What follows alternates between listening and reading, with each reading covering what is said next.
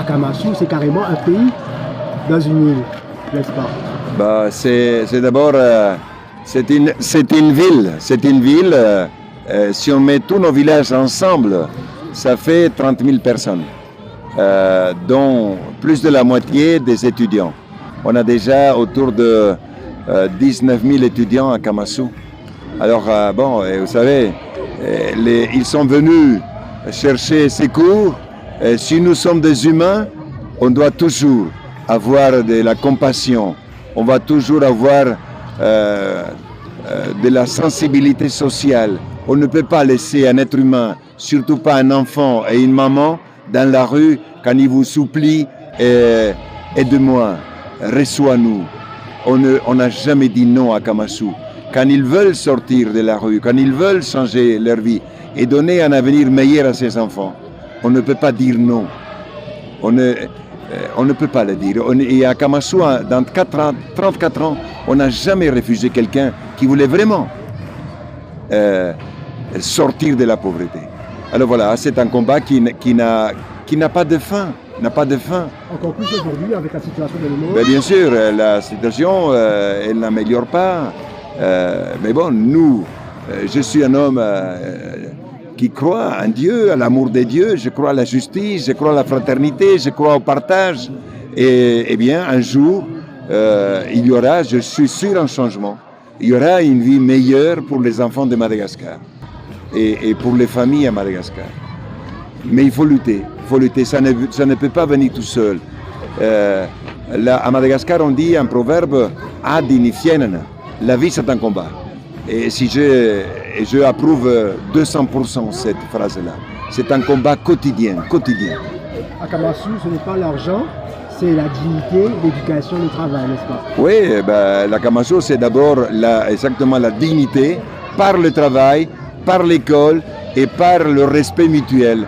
C'est-à-dire, nous devons savoir vivre ensemble. Il y a une discipline pour vivre ensemble.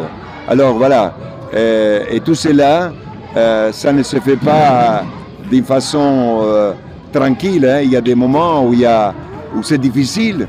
Mais bon, nous avons passé de grandes difficultés. Mais quand vous avez la foi, quand vous croyez en Dieu, quand vous avez un idéal humain et spirituel, vous ne pouvez pas baisser les bras. Surtout pas face à ces milliers d'enfants qui sont des innocents. Ils n'ont pas demandé à naître. Mais une fois qu'ils sont là, il faut s'occuper d'eux. Si nous sommes des adultes, un adulte, une personne adulte doit nécessairement s'occuper de ses enfants et des jeunes.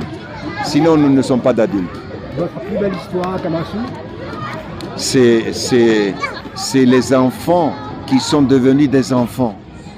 Des enfants qui sont devenus des enfants. Autrefois, ils étaient des petits mendiants. Ils étaient dans les ordures, ils étaient dans les rues de la ville. Aujourd'hui, nous avons, comme je vous dis, 19 000 étudiants qui sortent de la rue, qui sortent d'une décharge. Eh bien, mais le combat n'est pas gagné. Dans la ville, il y a encore trop de tentations. Il y a trop de laisser aller. Et il faut lutter. Et nous disons à tous nos jeunes ici, il faut combattre. Il faut savoir être honnête, il faut savoir être vrai, il faut respecter, aimer ses parents, il faut respecter le bien commun.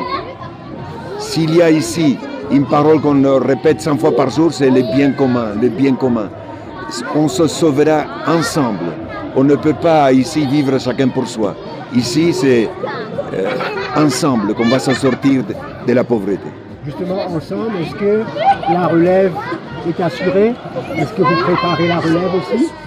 Écoutez, autour de moi, il y a 700 professeurs, éducateurs, 700, tous malgaches, dont plus de la moitié viennent des enfants qui étaient autrefois dans la rue. Alors la relève est déjà là. Alors, je ne peux pas faire autre chose que de donner un bon exemple et encourager mes frères et sœurs de continuer ce combat. Parce que de pauvres, il y en a dans tout le pays du monde. Et nous, notre rôle aujourd'hui, c'est lutter ici. Mais ici, c'est un peu trop. Parce que la pauvreté aussi, elle est dans tous les domaines. Les gens, ils ont faim. Il n'y a pas assez ici, quand les enfants mangent, c'est un événement, c'est un événement. Et ensuite, se soigner aussi, c'est très difficile. Il y a très peu. Avoir une maison digne, une maison simple mais digne, c'est aussi de question de rêve. Et ensuite, aller à l'école aussi, c'est un droit que chaque enfant a là. Mais, et bon, quelquefois c'est difficile pour les enfants, pour les parents envoyer des enfants à l'école. Bon, voilà, pour tout cela, je pense que la vie sera toujours un combat ici et on combattra. Parce que ces enfants vous poussent, ceux qui me poussent à l'avant. Et on ne peut pas baisser les bras face à ces enfants qui sont formidables, extraordinaires. C'est eux le patrimoine mondial du Madagascar, c'est ces enfants. Ce n'est pas la forêt, ce n'est pas les Tsingi, ce sont les enfants de Madagascar qui sont la fierté de ce pays et la plus grande richesse de ce pays. Ce sont ces enfants. Alors quand on voit les rues de Tana, on a le sentiment que les enfants de rue sont beaucoup plus nombreux depuis ces dernières années. Comment faire pour régler ce problème?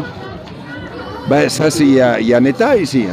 L'État, il y a des responsables, il y a une commune, il y a des conseillers, il y a un maire, il y a des ministres, il y a un ministère de la Population, il y a le service d'ordre. Et je pense que tout le monde doit se mettre ensemble. On peut résoudre ce problème, on peut. Parce qu'il n'y a aucun problème sans solution. Il y a un problème, il y a une solution.